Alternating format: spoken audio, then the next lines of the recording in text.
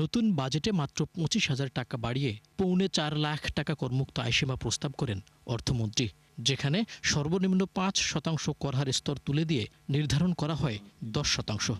Highlight করেছেন। প্রস্তাবিত budget নিয়ে আয়োজিত অনুষ্ঠানে বেসরকারি গবেষণা সংস্থা সিপিডি জানায়, নতুন কর কাঠামোয় ৩০ লাখ টাকার বেশি আয়কর দেন এমন ব্যক্তিদের তুলনায় কম আয়ের মানুষের ওপর করের চাপ বাড়বে, যা কর ব্যবস্থার ন্যায্যতা বিরোধী। একই সাথে বার্ষিক উন্নয়ন কর্মসূচিতে ৭৪,০০০ কোটি টাকা থোক বরাদ্দের ব্যয় নিয়েও প্রশ্ন তোলে সংস্থাটি। Lower income groups bear a higher tax burden increase compared to those who are earning over 30 lakhs. সংলাপে অর্থনীতিবিদরা জানান, বিনিয়োগের জন্য নয়, ঋণ এখন টিকে থাকার হাতিয়ার। অর্থনৈতিক বৈষম্য চরম আকার ধারণ করেছে জানিয়ে তা কমাতে সম্পদ কর, উত্তরাধিকার কর চালু সহ সংস্কারে জোর দেওয়ার পরামর্শ দেন তারা। Implementation failures is as big a problem as corruption.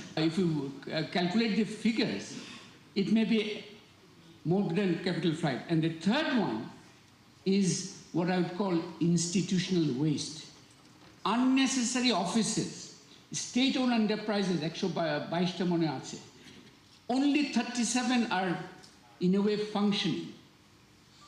22 are non-functioning. In this budget, I mean, there have been issues of tax reforms and other things, but in my view, a properly designed wealth tax is very much needed for the country. We need to move towards a system where some kind of inheritance taxation should be brought in place in order to tackle this growing inequality. Otherwise, আর ব্যবসায়ীরা বলেন, প্রবৃদ্ধি নয়, বরং টিকে থাকতে বিদ্যমান কারখানা সচল রাখার দিকে নজর দেওয়া জরুরি।